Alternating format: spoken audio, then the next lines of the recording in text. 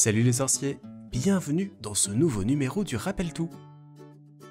En direct des bureaux de la Gazette du Sorcier, faisons le point sur les dernières actualités du monde magique. La toute nouvelle boutique officielle du Wizarding World a ouvert ses portes à New York le 3 juin. Nous avons eu la chance, grâce à notre envoyé spécial Laurie, de pouvoir la visiter en avant-première.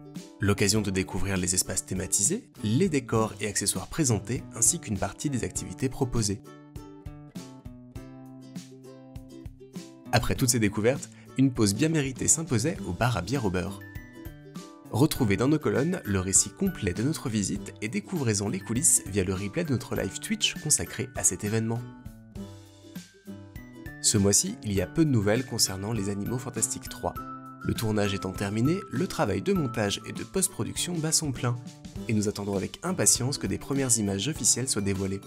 Interviewé il y a peu, Mads Mikkelsen annonçait qu'en plus du duel opposant croyance à Albus Dumbledore, le film comportera une bataille finale épique entre Norbert Dragono et Gellert Grindelwald. Certains voient dans cette scène la possible conclusion de la saga et son arrêt après seulement 3 films sur les 5 prévus. Mais rassurez-vous, il ne s'agit pour le moment que d'une rumeur. Lancée en 2019 aux États-Unis, l'application mobile Harry Potter Fan Club est désormais disponible dans de nombreux pays européens, dont la France et la Belgique. Extension du site officiel du Wizarding World, cette application gratuite vous permet de participer à une répartition interactive, de répondre à des quiz, à des sondages et de découvrir des anecdotes ou infos sur le monde magique. Mais surtout, elle vous permet de scanner les clés volantes.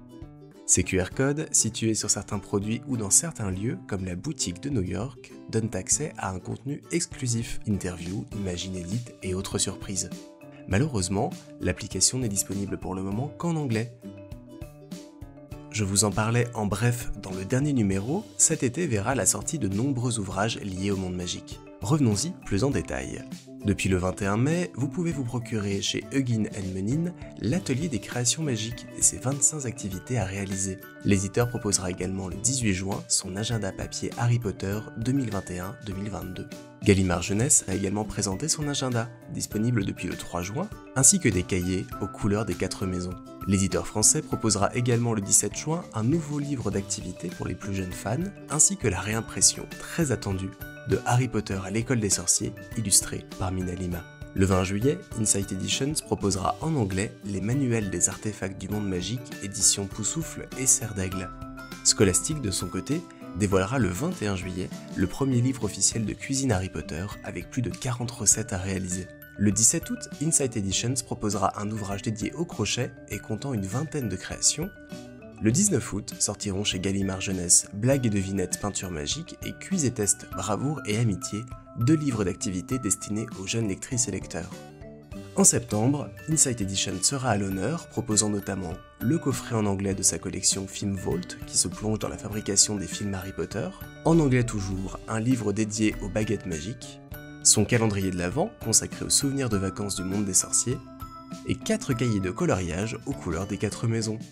Enfin, le 28 septembre sortira en anglais le second tome de La magie du tricot. Sa version française sortira quant à elle en 2022, on a le temps de vous en reparler d'ici là. On termine ce rappel tout avec quelques actualités en bref. Lego a dévoilé son calendrier de l'Avent Lego Harry Potter. Disponible en septembre, on vous invite à aller lire notre article dédié, bourré de spoilers, si vous voulez en savoir plus sur son contenu. Une nouvelle espèce de grenouille a été découverte en Nouvelle-Guinée et surnommée Choco-Grenouille en raison de sa couleur caractéristique. Enfin, la Harry Potter Alliance, qui mène depuis 2005 des actions et campagnes avec les fans de nombreuses sagas, vient de changer de nom. Elle devient la Fandom Forward et inclut ainsi dans son nom les nombreux combats qu'elle mène. Le rappel tout, c'est fini pour aujourd'hui. On se retrouve très vite pour un nouveau numéro. En attendant, prenez soin de vous et retrouvez toute l'information du monde magique sur lagazettedusorcier.com. Et si vous avez aimé cette vidéo, abonnez-vous, activez la cloche et n'hésitez pas à la partager.